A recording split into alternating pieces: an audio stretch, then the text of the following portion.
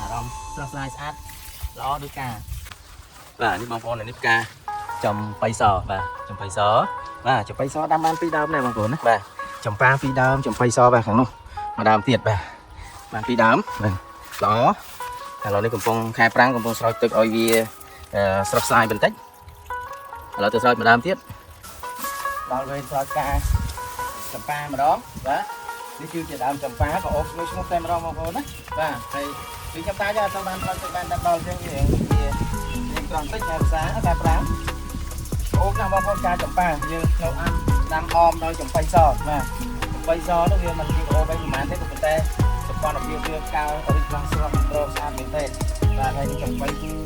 នៅពេលចំប៉ាសនៅពេលដែលវាមានការក្លិនក្រអូបគេដែលម្ដងយើងចូលមកដល់កាន់តែចូលមកដល់ខាងក្នុងព្រាមមានក្លិនក្រអូបគេដោយសារខ្ញុំដាំអមសងខាងដាំពីដើមចំបៃចំប៉ាផ្លូវចូលមកអញ្ចឹងហើយយើងដាំខាងឆ្វេងម្ដងមកស្ដាំម្ដងអញ្ចឹងនៅពេលដែលវាមានការរីកចូលមកក្លិនមកពីខាងនោះខ្លះពីខាងឆ្វេងខ្លះពីខាងស្ដាំខ្លះគឺក្រអូបឈ្ងុយឈ្ងុយតែម្ដងបងប្អូននៅពេលដែលយើងចូលមកតែបងប្អូនចាំមើលនៅពេលដែលយើងដាំទៅវាធំតិចទៅការវាកាន់តែច្រើនរត់តែក្រអូបបាទចូលមកដល់កាន់តែចូលមកពុតក្រោមវាព្រាមក្រោមវាបងព្រាមផ្លាក់ក្រអូបតែម្ដងតែខ្ញុំដាំទៀតផ្លូវចូលហើយនៅអមសងខាងផ្លូវចូលដើម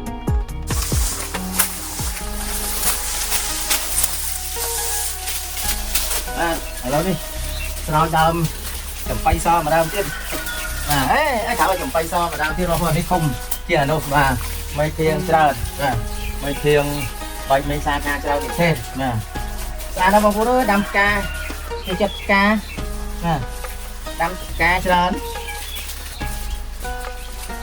ការដែលដាំនៅតូចៗទេឥឡូវនេះដើម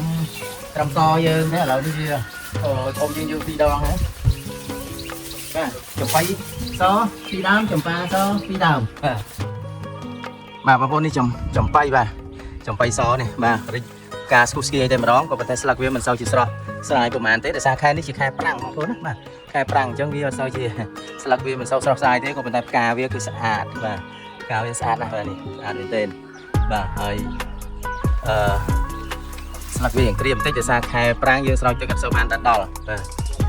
នៅឆ្ងាយយើងសូវអត់នៅចិត្តវាអញ្ចឹងស្រោចទឹកបានម្ដងមួយកាលស្អាតណាស់បងប្អូនផ្កាវាបាទអានេះផ្កាមួយនេះស្គូស្គីតែម្ដង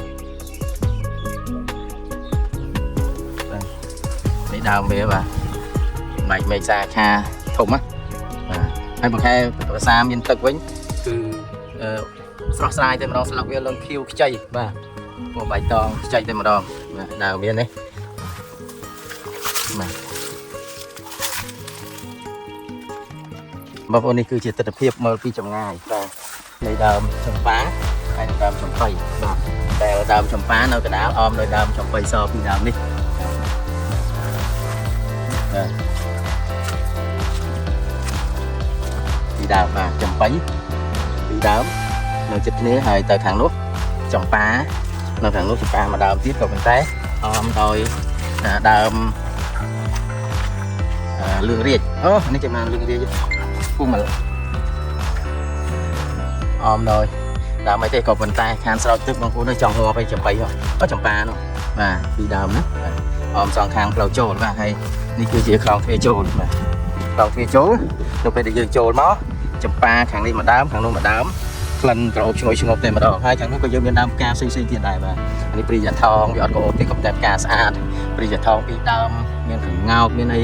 មានចំបៃក្រហមបាទនិយាយទៅមកជួនៅអមសងខាងផ្លូវចូលនេះសដើមផ្កាបងប្អូនណានៅអមផ្លូវចូលនេះបាទនេះអាដើមធំៗនេះសដើមផ្កាទេក៏តែខ្ញុំភ្លេចឈ្មោះបាទហើយបាទឈ្មោះប្លែកៗបាទអមសងខាងផ្លូវចូលនេះសិតដើមផ្កាហើយដើមឈើហូបផ្លែនៅខាងក្នុងបាទដើមឈើហូបផ្លែនៅខាងក្នុងតែម្ដង